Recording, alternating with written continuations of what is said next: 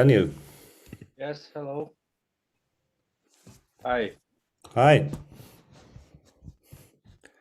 How are you? Fine, and you? Yes, good. Just started our semester today. I see. Yes. Just coming from a lesson with the first year. I see. Is Okay. everything okay? Yeah, it's a challenging time, let's say. We have many new restrictions around I COVID, see. Yeah. some different kind of strange stories around, but we are going. We are It's moving, and sound. so yeah, it's a little bit a funny moment in the, I don't know if it's everywhere like this, or it's also in Georgia like this. But it's yeah. Hello, Hi. everybody. Hi. Hello. Hello. Hey, Marco. Hi, Hello. Nice to see you. nice to see you too. Yeah. Hello.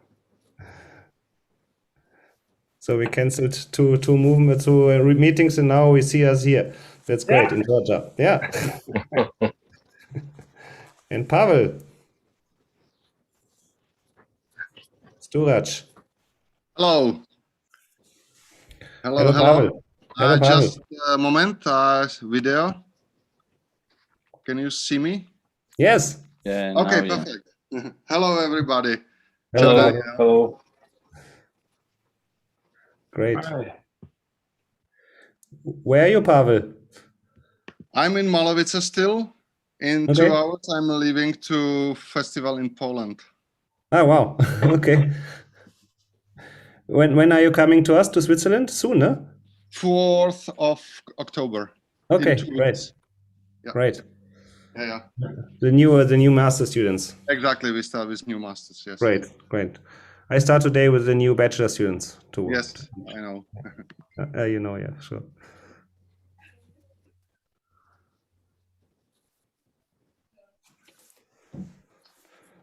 So Levan, we wait for you, okay? Yes, we still have 3 minutes. Okay. I don't want to start just before the Sure. scheduled time. Sure. Is it online for the other participants, or how is it? What is the format of the webinar?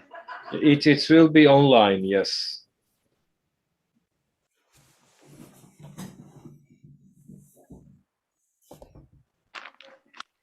It's on YouTube.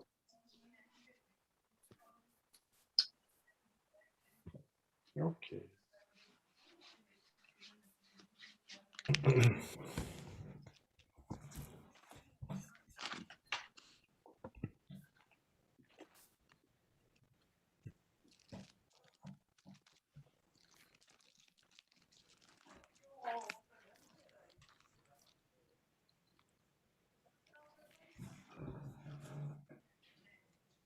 Prosím? Ne. To je zavřený, aby to nepršelo právě. Aby odtýkala voda, která naprší do toho...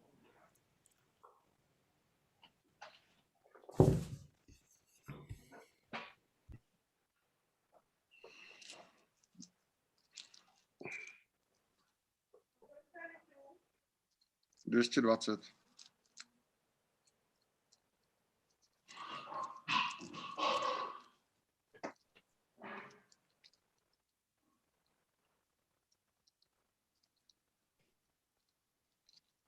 I think it's already 4 o'clock and we can start, yeah? First of all, hello to everybody. Today we have last event from our international festival dedicated to movement, physical and dance theater. And I'm very glad that in last event, in our international webinar, we have different guests. I would like to present them. Daniel Bausch, who is already member of International Theatre Institute Council and Deputy Dean of Movement, not Acting Department from Swiss University, yes.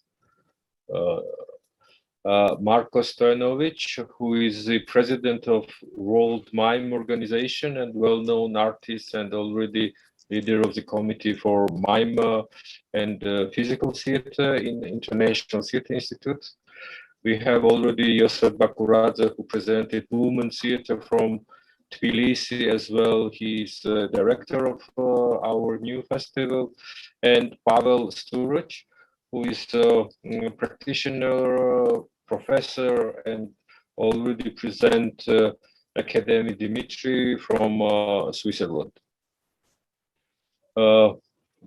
Thank you again, everybody, for participation. And today we have the topic physical and movement theater. And just if you look back, we have 4 days of our festival. And according to pandemic, everything was online. This is a quite new approach, but we need to adopt it, and we have big hopes that next year we can come back physically, and all program could be with participation of our international guests, and we could run workshops as well, present productions. But this year a festival where we have possibility to present more than 25 performances from different countries, and we already in the program have Iran focus because it was too many applications from Iran, and we decided just to have separate program, and quite many different productions from Georgia. And we can find that if we look back, let's say even 20 years ago, and if we talk about physical or movement theater or dance, it might be quite poor and very, very clear what might be physical or movement theater. But now we can find that there is a lot of multidisciplinary approach. Even if we still call physical theater, we have text, we have narrative messages, and it's quite difficult today to say that if you talk about physical theater, it will be only non-verbal theater, or if you talk about drama theater, it will be only pure text-based theater, and so on. So I think I will ask each of you to give some reflection. What is for you your understanding of physical and movement theater today, and what is on your point of view its development? Who would like to start this topic? Thanks a lot, Levan, for your introduction. Thanks a lot for inviting us.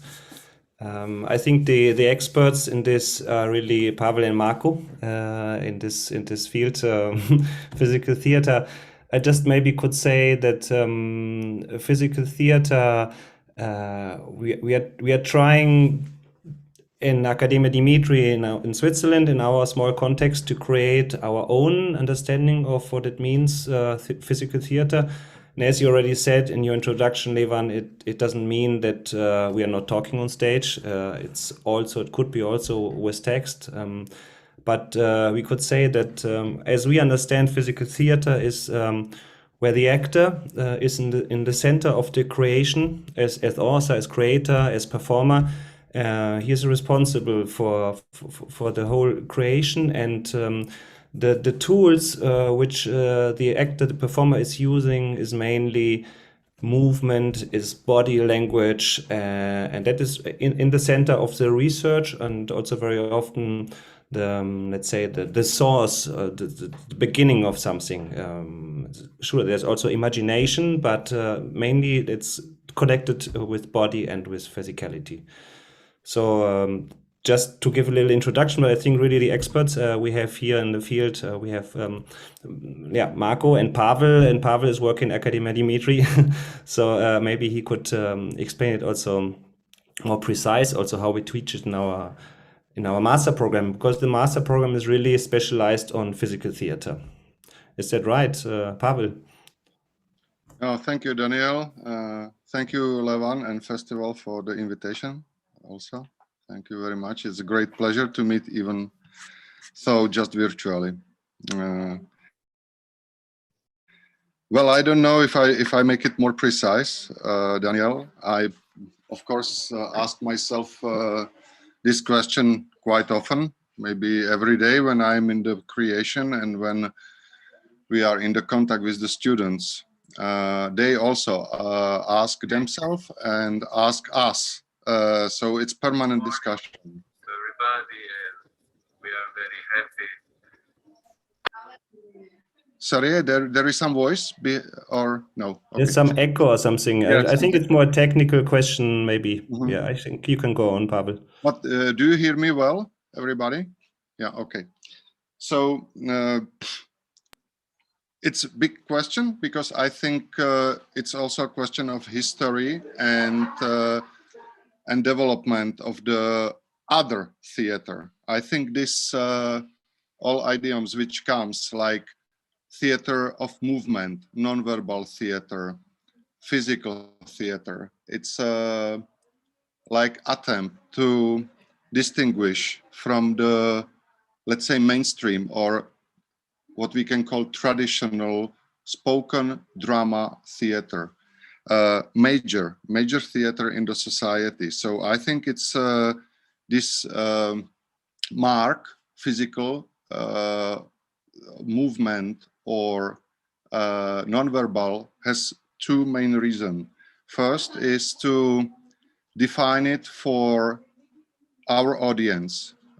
We are working differently. Don't expect text, expect more body.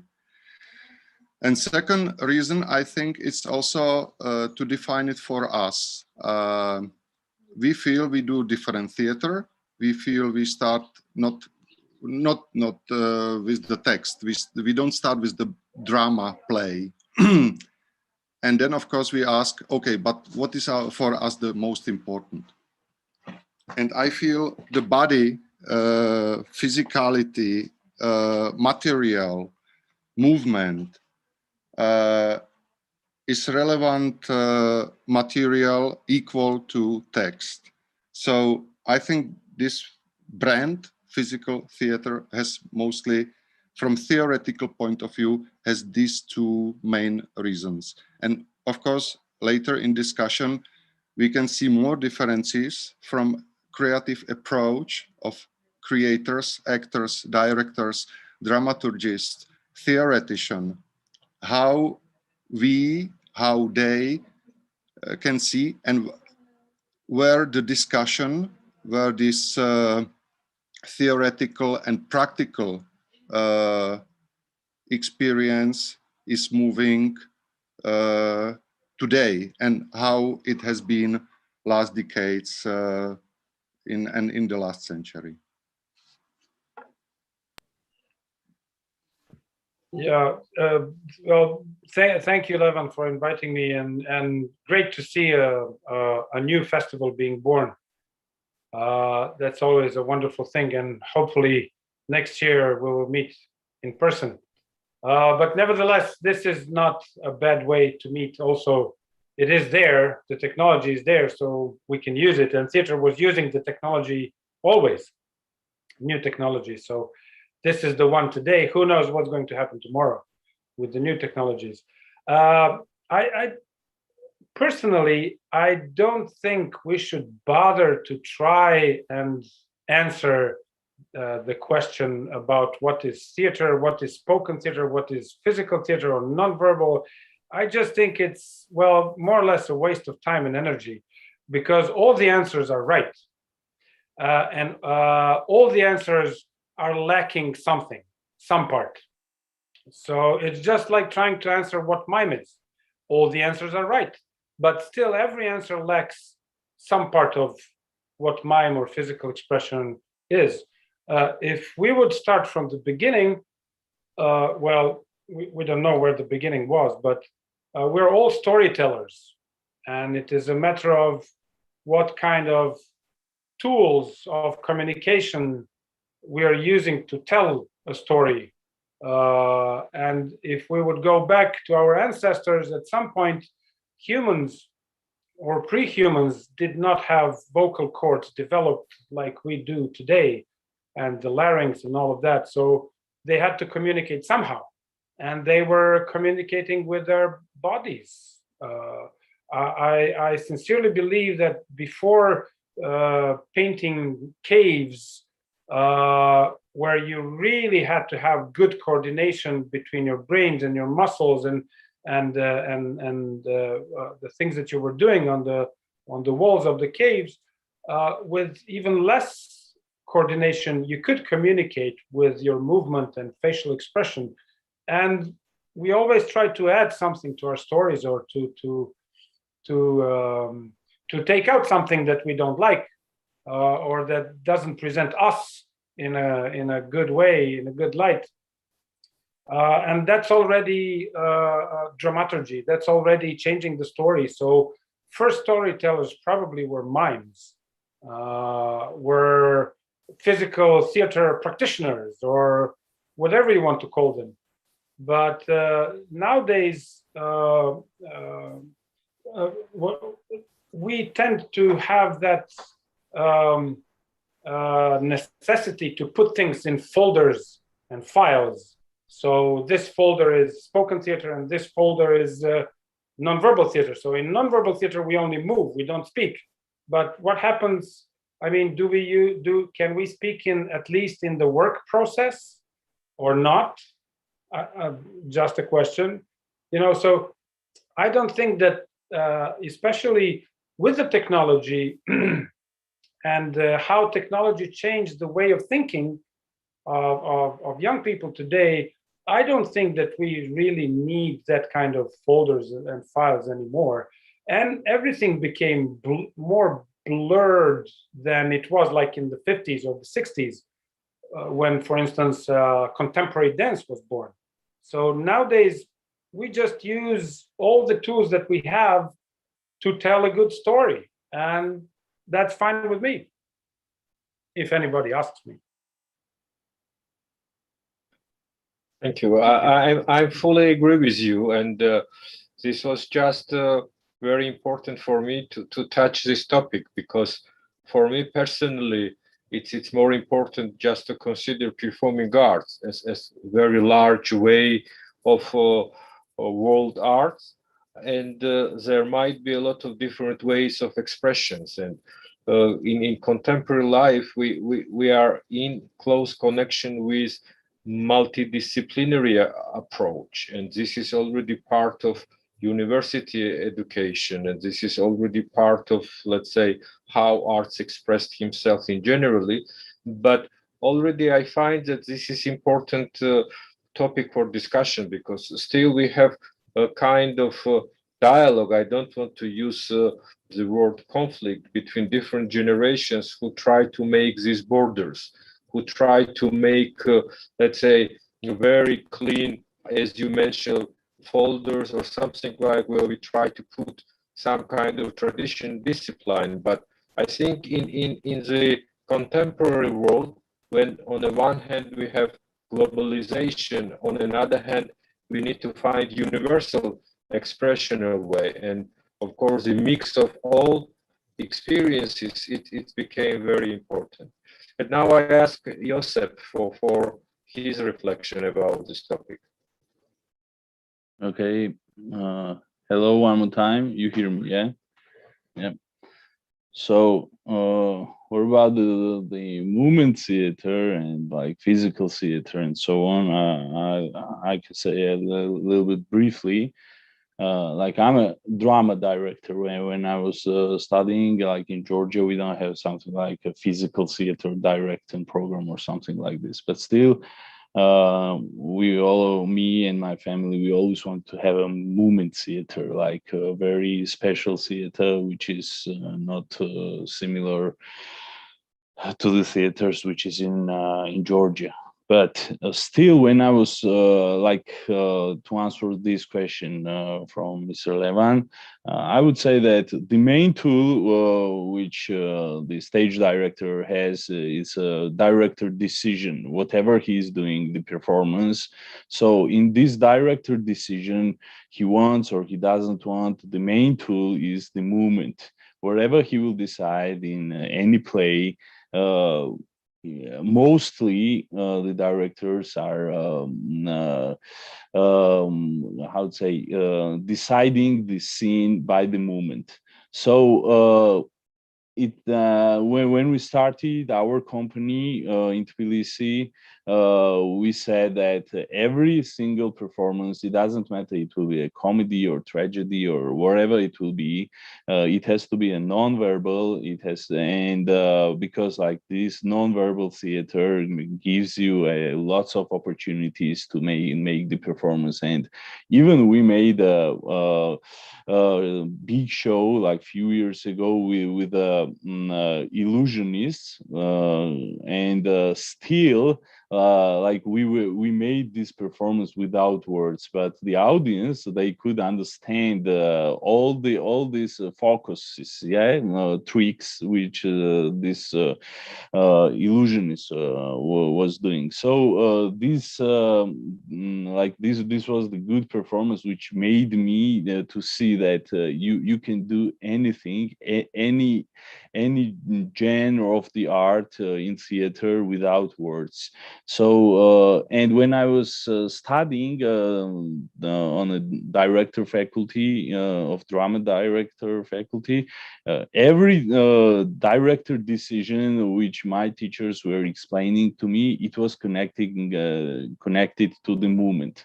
Yes, there was a text and you could change, and this is the other part of the talk, but still these genius decisions of directors on the stage, totally it was connected to the physical theater and movement theater.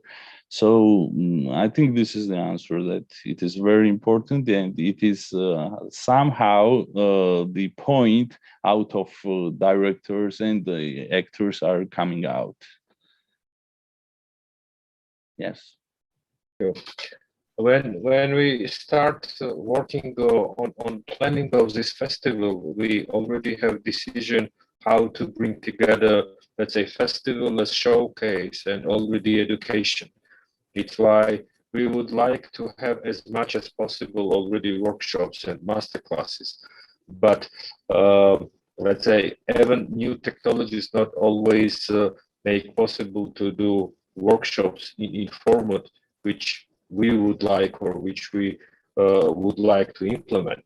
And because all of us, we already have quite long experience in education, the second round for our discussion, I would like to ask you, what is important for you now in education? Because we have several different processes. On the one hand, we have traditional schools. On another hand, we have Bologna process. And we already have in European Union, there is already very important process to create one university space as one universal space for education, where professors and students have enough chance for mobility.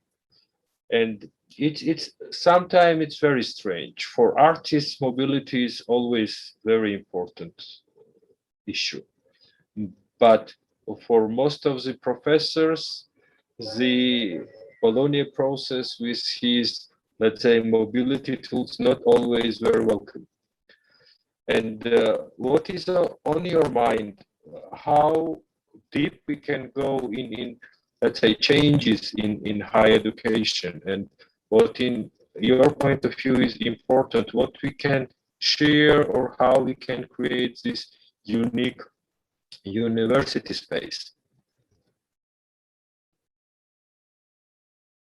Maybe Marco, you can start this. I've been teaching. I haven't been teaching for the past 3 years or so, But before that, I was teaching since 1994, started at Belgrade Arts University for a year and then moved to private sector. Those were the years where Serbia allowed private universities to be established. I was head of acting department, so I was in around 2005-06. I was involved in making new programs for the acting department for bachelor and master studies that were in compliance with Bologna Convention. And the Bologna Convention is nothing special. It's one of the ways, and it's not perfect, how that is trying to put in some standards, not the highest standards, and try to establish the minimum or some, whether, I don't know really still if it is the minimum or the optimum of both standards and programs of how and what we do, which is much easier in science and technology than in arts. Because there you have very clear rules and about what you need to learn and how to learn it, and etc., etc. In arts, that's really difficult. On the other hand, what is really good, and it is not being used enough, I believe, in arts, is the possibility for a student to learn something in one school for a year and then go to another university, to another country for another year. And so to earn a bachelor's degree, move like and experience 4 different countries, 4 different peoples, 4 different way of thinking, 4 different ways, 4 different cultures. But again, it is difficult. On the other hand, I also believe that universities, especially universities, are very traditional and very closed. And in arts especially, and professors as well, most of the colleagues as well, it is also a fear of what, I mean, if my student comes to me and learns something from me for a year and then goes to Daniel and learns from, maybe then he will prefer the Daniel's way of teaching and he will not come back to me. So I will lose my student and my university will lose one student, and that's not a good thing. It's, you know, and those kinds of things start circulating.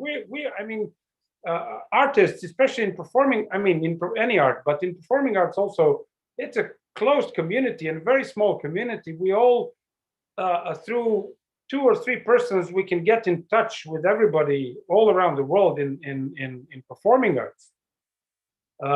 So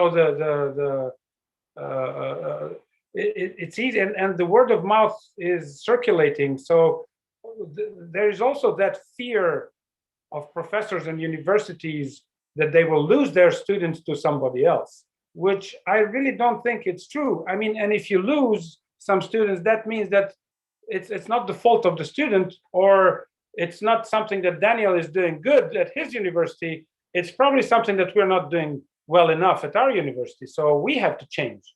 And that's a good thing. That will move things forward. So yeah, I really do. And there's another thing also. It's what do we offer to our students? What we were trying to do in the World Mime Organization, we didn't try strong enough.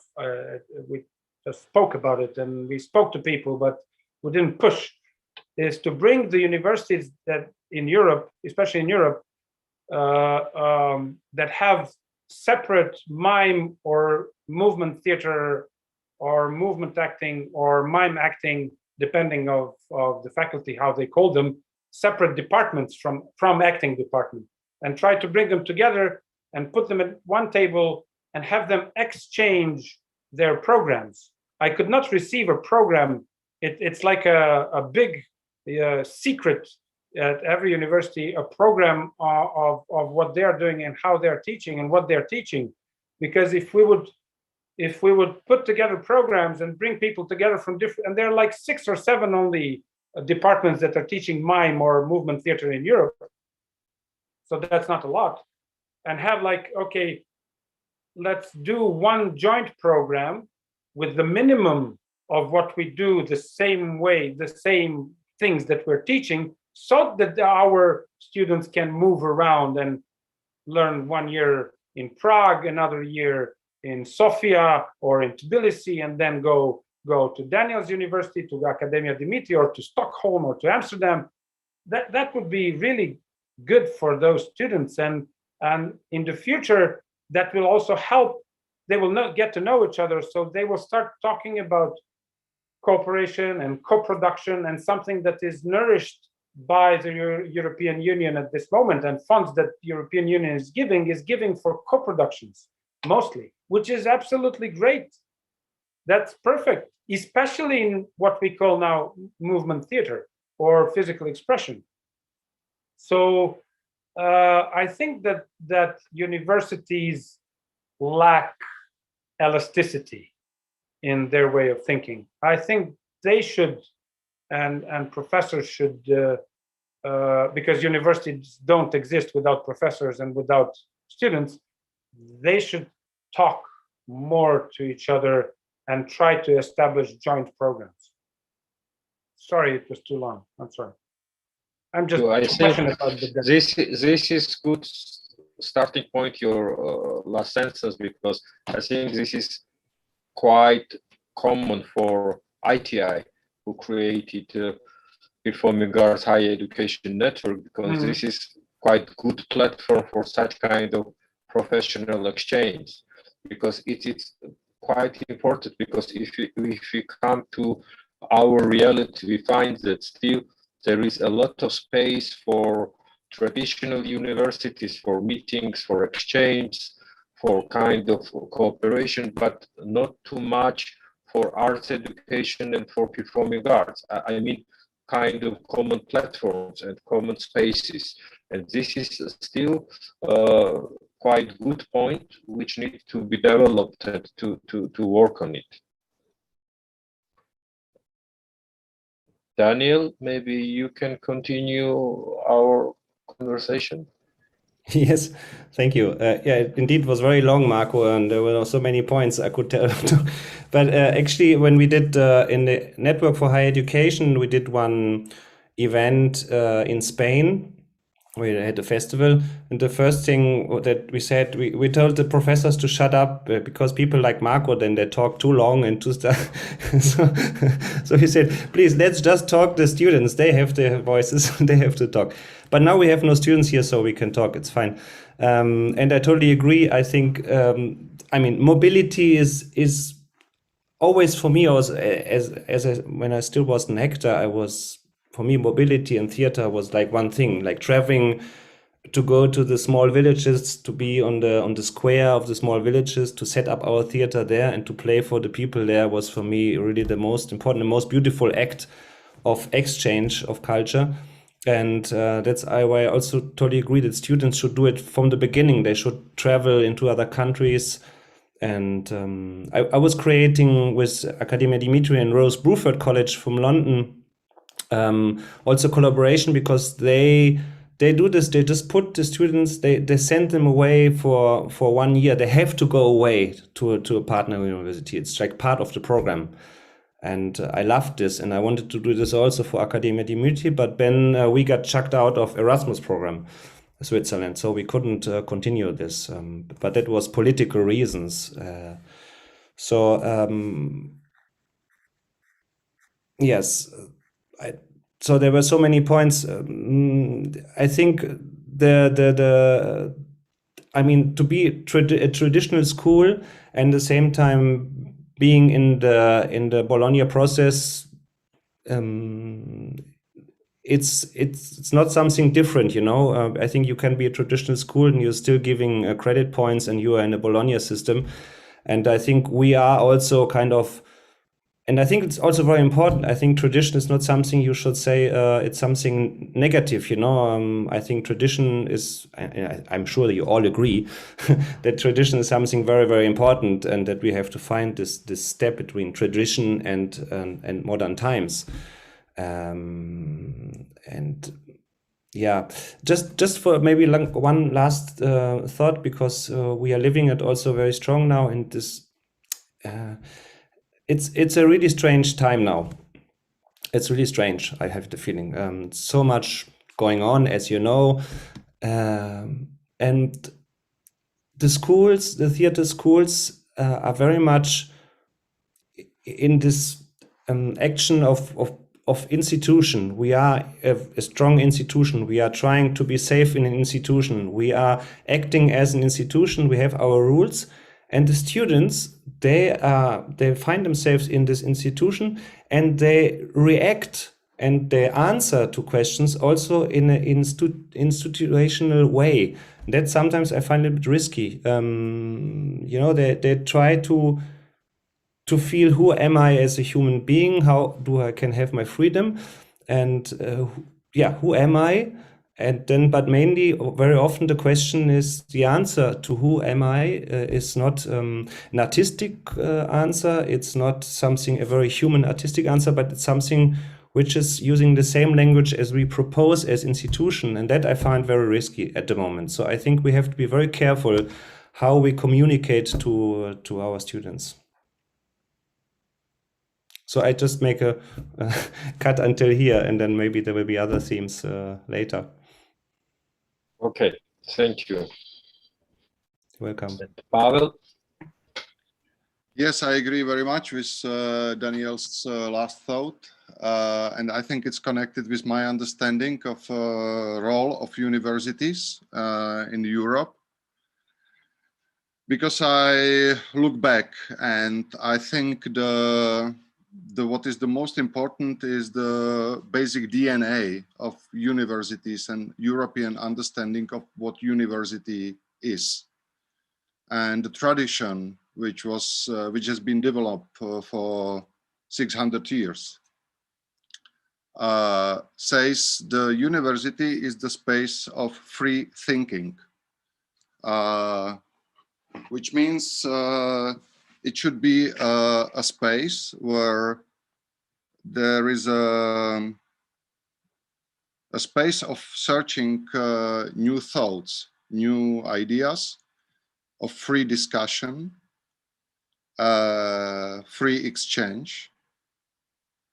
And of course, there is a basic responsibility of teachers to educate students in order to be responsible individuals, which in art is double complicated because it's not only about freedom, it's about responsibility. And I think these two items are tightly connected hand to hand, which means in my understanding, basic responsibility of artists, not today, but every time, is to be curious, to be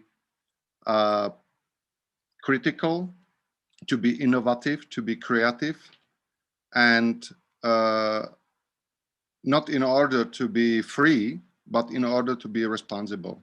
It means to understand as much as possible consequences of nowadays, to choose a topic which for society is important or are important, and talk about it without fear, with courage, and with innovative way of thinking. And I think this is basic, what I understand, it's primary goal of teachers at universities. We believe that we work with students who has qualities or abilities to be artists. Otherwise, we would not choose them in the selection process. So our work is mainly to cultivate this, what we call talent, even nobody knows knows what it is, to really help them to find their own way. And continue with idea of Daniel, institutional way of responding or acting is absolutely anti-individual way of communication. So here I see big paradox, which we can somehow transcend to explain that we are living in very complicated and complex time, and we use different way of communications. Sometimes we have to communicate it on the institutional way, and sometimes we communicate one-to-one, me and you.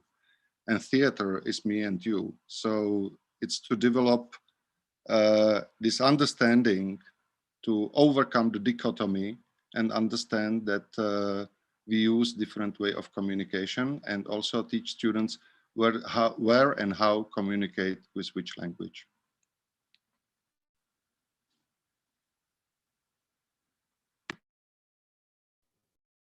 Thank you, Pavel. Can I say a few words about Yes, that? yes, sure. Still, I'm Sure. not a professor and I don't have students, but still I have a lot of touch with, if I'm correct, like I work sometimes with Theater University, and the main problem where I see is that, like, I was very happy, like few years ago, one of the professors in Tbilisi, in Georgian Theater University, he talked to all the artistic directors around Georgia, and he guaranteed his students to make one performance when they were finishing the faculty.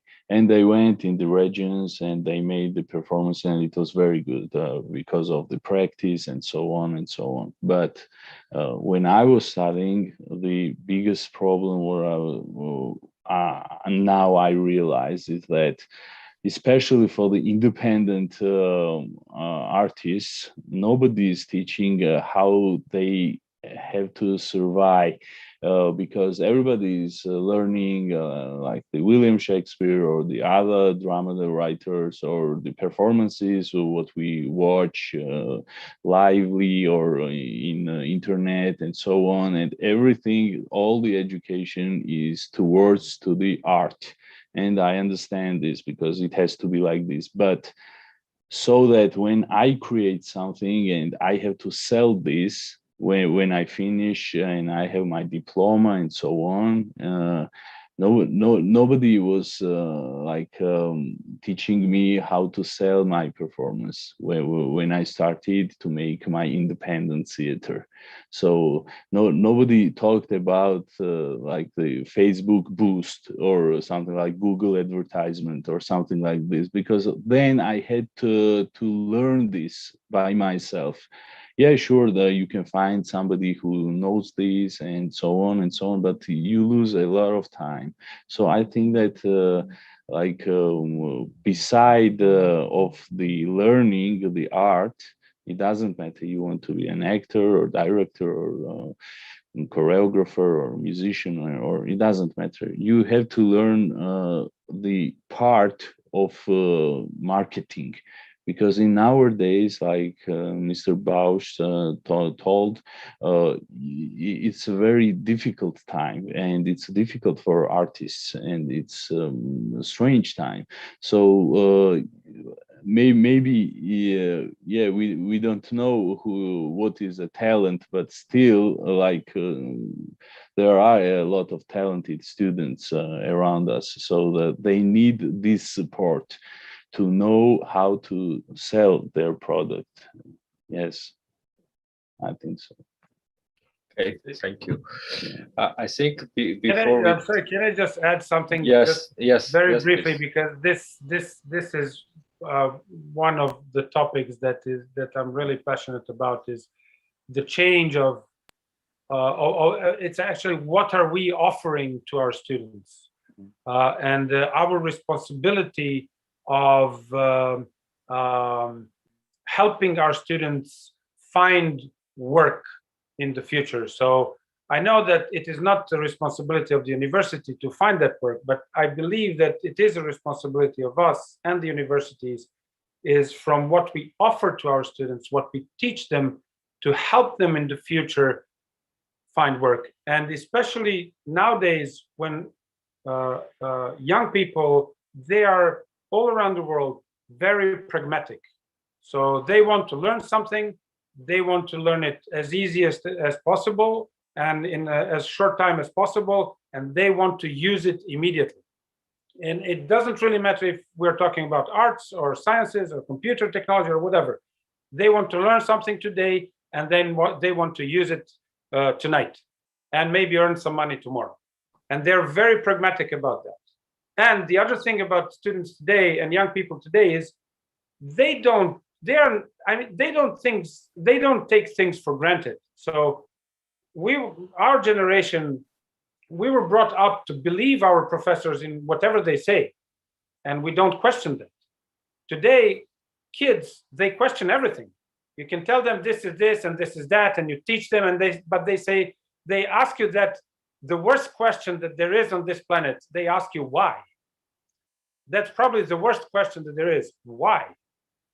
And they question everything, and that's wonderful. So kids today are wonderful.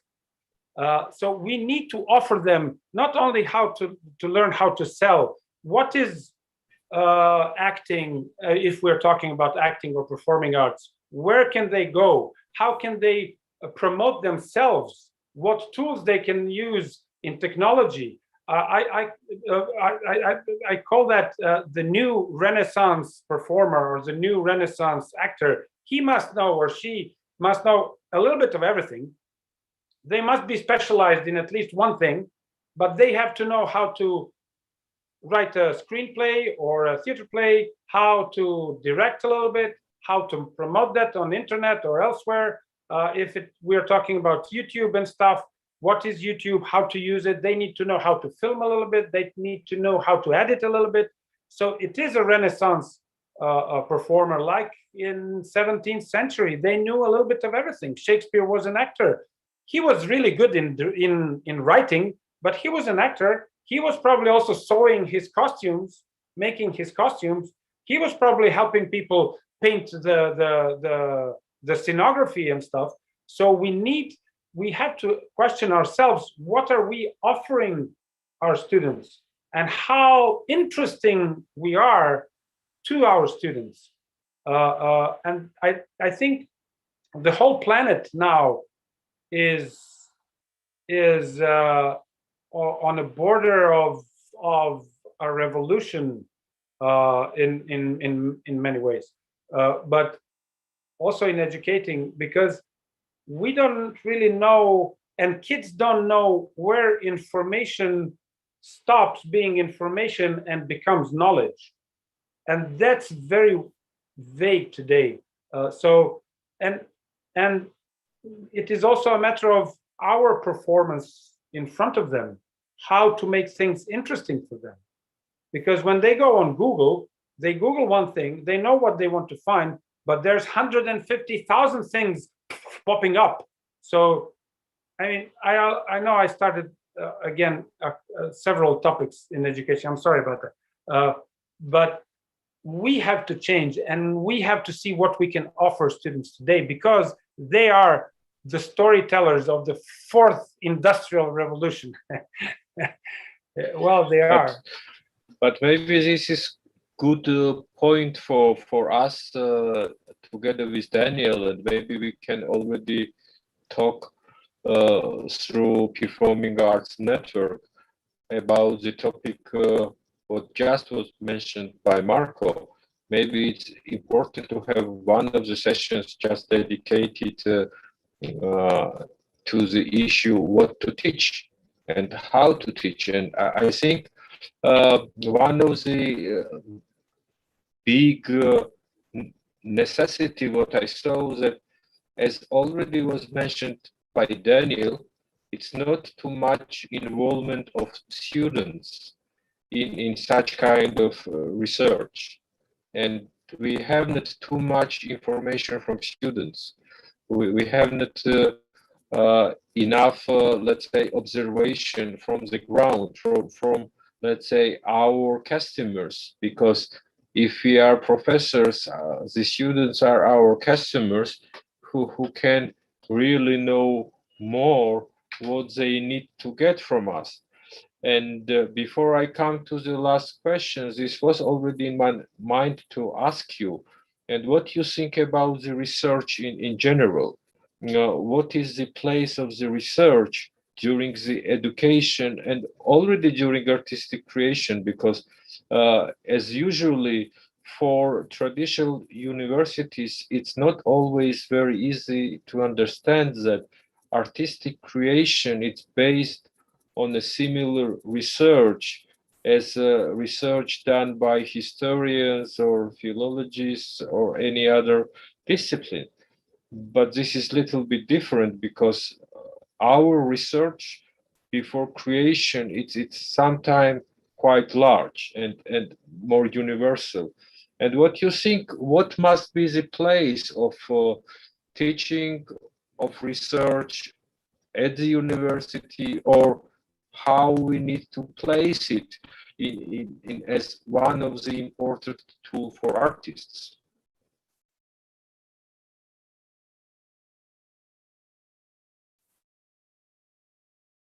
Who will take the floor? I can just start because I think artistic research in any university or school circumstances, for me, absolutely has to return to education. So if you just produce a research and you have it as a printed book somewhere in your library and nobody will look at it, it has no sense for me. So I think if you do a research and the result of the research will directly influence also the decisions, how do you create your plan, what you will teach, then for me there is a direct connection. I think this direct connection should be research. I mean, I think that's very fundamental in our context, and then the results of the practical work in the teaching and the direct contact with the students should come back to the research to be able to then write it down again. So I think this both direction way should be, and I think it's very important to have research in our field, but it should be have this direct impact to education. So I just follow. Go, Pavel. If I can follow Daniel, I think I agree, because for me research is basic tool of artists. The question is which research we are talking about. Is it academic research which produce paper, or is it artistic research which helps students or artists to find a basic materia for their art? And I would say, for me, I'm of course focusing on the second type of research. What we do with our students, and maybe this is also a connection for the previous topic about marketing, selling. In master program, Academia Teatro Dimitri, we the part of creating research dossier and marketing dossier or selling dossier is integral part of third and fourth semester. Before they are allowed to start their final piece, they must have research dossier and a marketing dossier. It means something would sell their future product. Without this, they are not allowed to start creation. And it's also connected with Levan's question, what to teach students? Well, for me, of course, it's again very complex question. For me, the basic thing is connected with the first question. What is physical theater? I feel we have to teach students to be primarily curious and understand or search research, find, learn how to communicate the layer of our life experience, which is physical, which doesn't have words yet, but which is real, which is connected with the movement, emotion, physicality, bios, basic human existence or basic world existence. And for this, of course, we need time. So this is for me primer level, to really keep students in this curiosity level and to really search and research. The question of research, academic research, I think it's now very wanted in every university according to system. Pavel, can I just interrupt you for a second, because I want to say Absolutely, please something go. to time.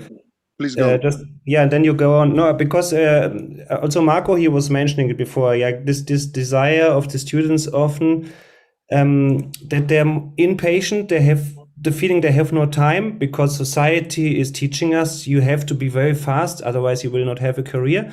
And there's a big conflict with our education. We need time. We need time. We need Yes. to create a space where it's no time, where they're really Mhm. quiet and protected without stress. And that is really a big challenge, how to organize this. I just want to say this. Yes, I absolutely agree, and thank you for completing this idea, because there is of course controversion, because some things you can learn in 1 week, but for some things you simply need years, and you can understand it, but it's not that you know it, you just understand it. I understand many things, but I don't practice them because I don't implement them, I don't incarnate them in my body.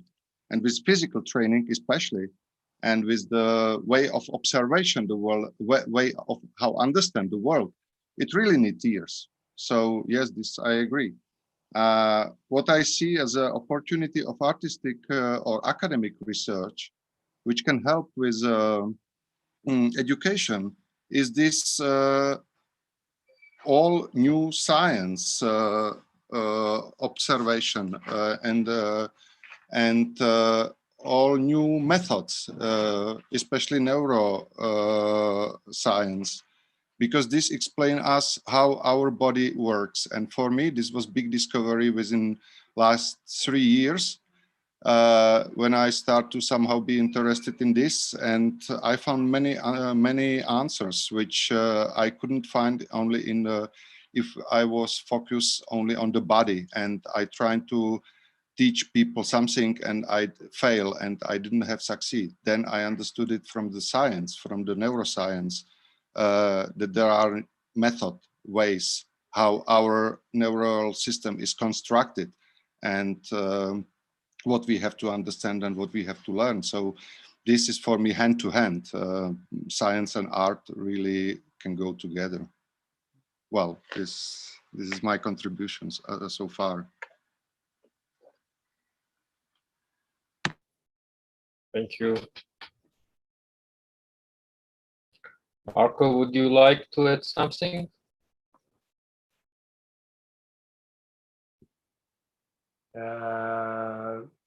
No, just go back to the motto of Olympism and Olympic Games, and where and Pierre de Coubertin,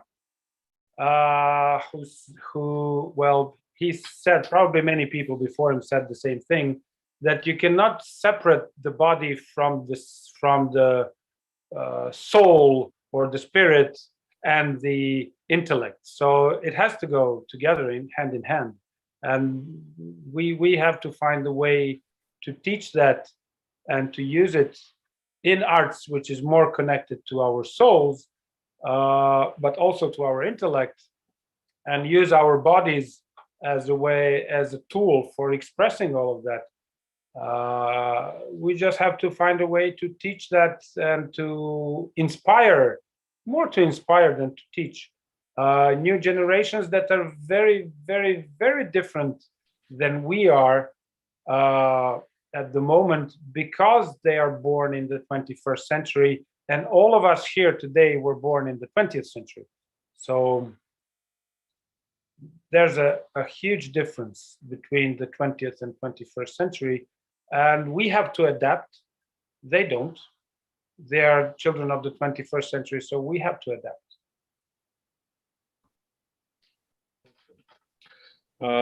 As for the last round, I just thinking during all our conversation, each of you touch a lot of important topics. And first of all, we are in a quite difficult circumstances. It's a lot of crises around us. Political, economical, ecological, now pandemic. I'm not the person who will underline that this is only just our time with crisis. It was always, and each time it's have his crisis and his difficulties. But same time, you already mentioned kind of our responsibilities to the social problems, to the society around us. And sometimes it's not so fashionable now to talk about the artistic responsibilities, or let's say what is the role of artists as the citizen of society or community. And what you think, is there kind of your personal observation, what might be artistic responsibilities now, when during pandemic we find so many problems for emergency artists, for a lot of artists who had problem with unemployment regarding with different circumstances. What do you think? What is artistic responsibilities today? Wow. So I will start this round. This is a question for $1 million, as they say. To be honest, I don't know.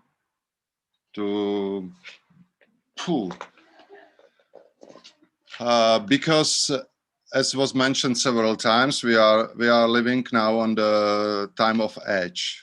Everybody feel that something is changing already, and there will be changes definitely. We are challenging several very critical issues in the world, and we are facing also institutional evil, I would say, with the populism in the politics and corporate industrial knowledge, which simply rule the world.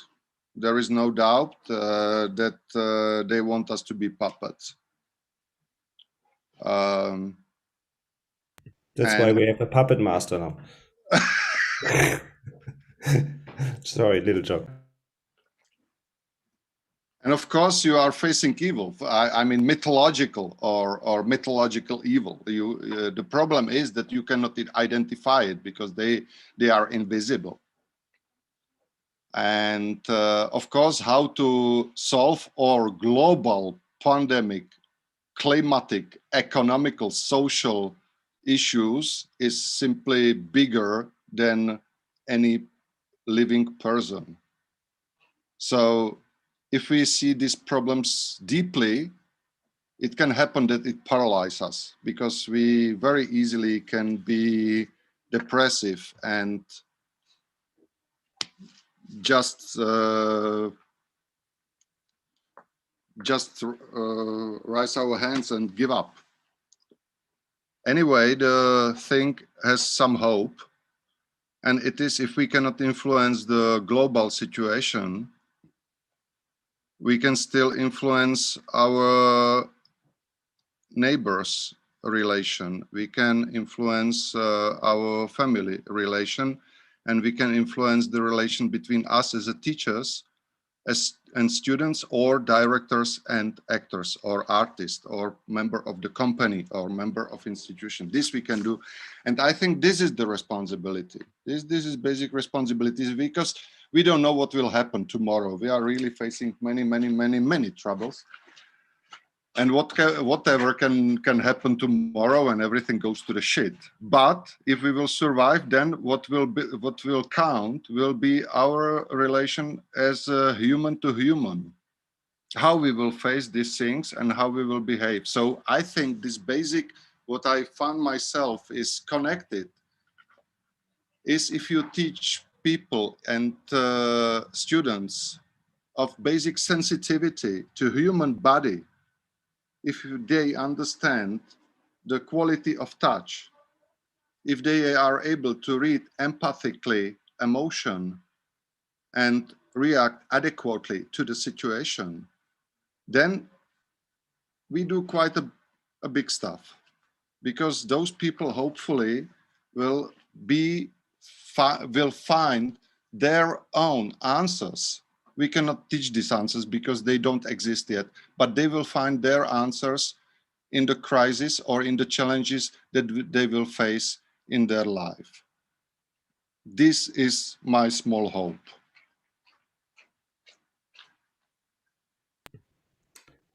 Pavel, I totally agree with you, and I totally agree.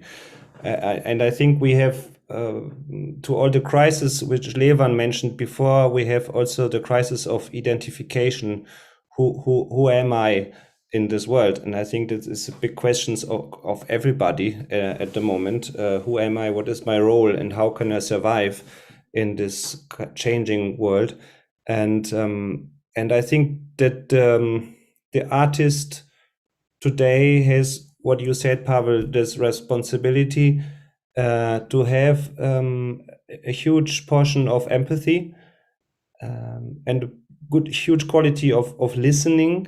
And by behaving, by doing your work, and by being a human being, you teach the audience these qualities which we used to use in acting to be a human.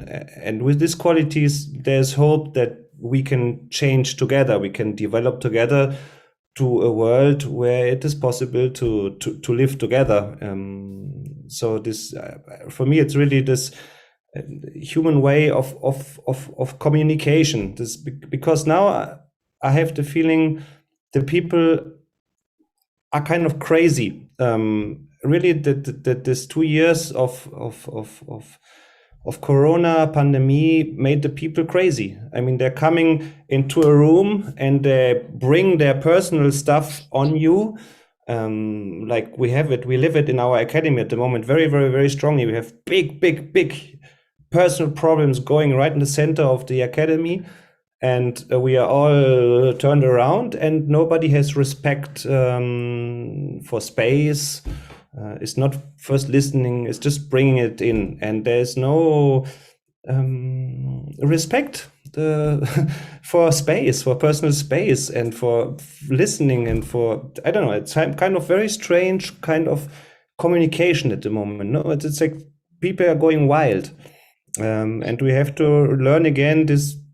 I come into a space and I first listen. I look who is there. What can I bring? I mean, this, like, we have to teach again.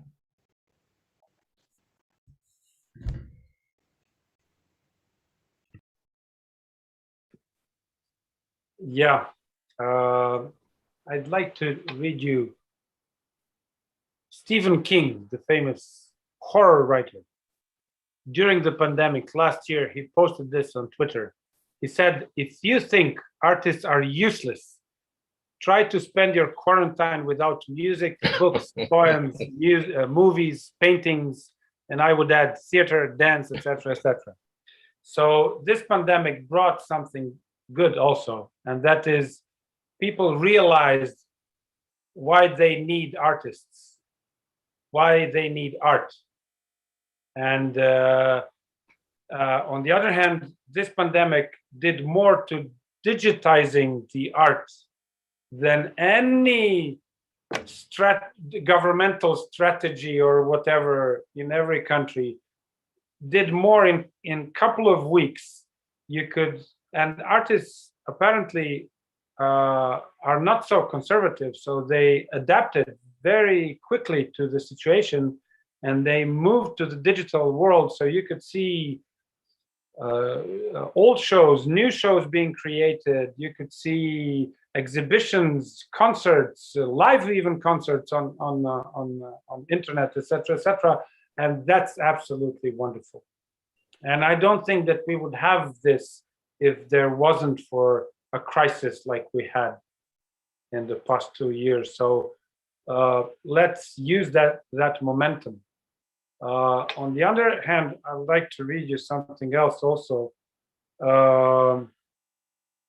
A famous astrophysicist, Neil deGrasse Tyson, also posted, he said, "We measure the success of the civilization by how well they treat their creative people." And that's a good point. How well does our civilization treat our creative people? And how much do we have artistic education in primary schools, secondary schools? Because arts is about questioning, arts is about exploration. Arts brings creativity to people. So Nikola Tesla was a very big fan of poetry, of arts in general. So would we have electricity today if he was not inspired by artists, and if the arts did not bring his creativity forward in science? So I think the whole planet and the whole society is now really on the verge of either destroying itself or for good, or not just partially destroying itself like in the Second World War or the First World War. Those were partial destructions, very severe, but again, partial destructions. But with climate change and everything that is happening, we are facing a true 100% destruction, not a partial destruction like before. So I think we would need to all of us sit down and use some time to think. And again, that's something also that this pandemic brought. It gave us time to think. We didn't have time to think. We were running all around the place to find work, to do the work, to run after the money. We found out now that money is not everything. I mean, Western civilization capitalism is teaching us that money is God. And with this pandemic, we learned that it's not. And that's not such a bad thing to learn. So there are a couple of things that this pandemic brought to us that are good. And yes, we will need to learn again to be more sensitive to other people, to learn to listen.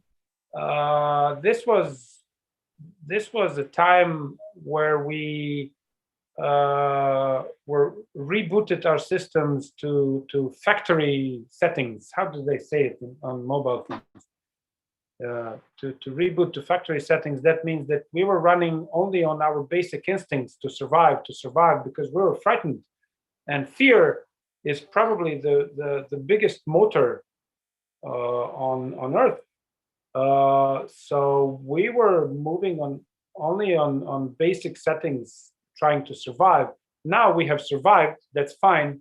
So now we have to learn again to become more civilized and to become more human.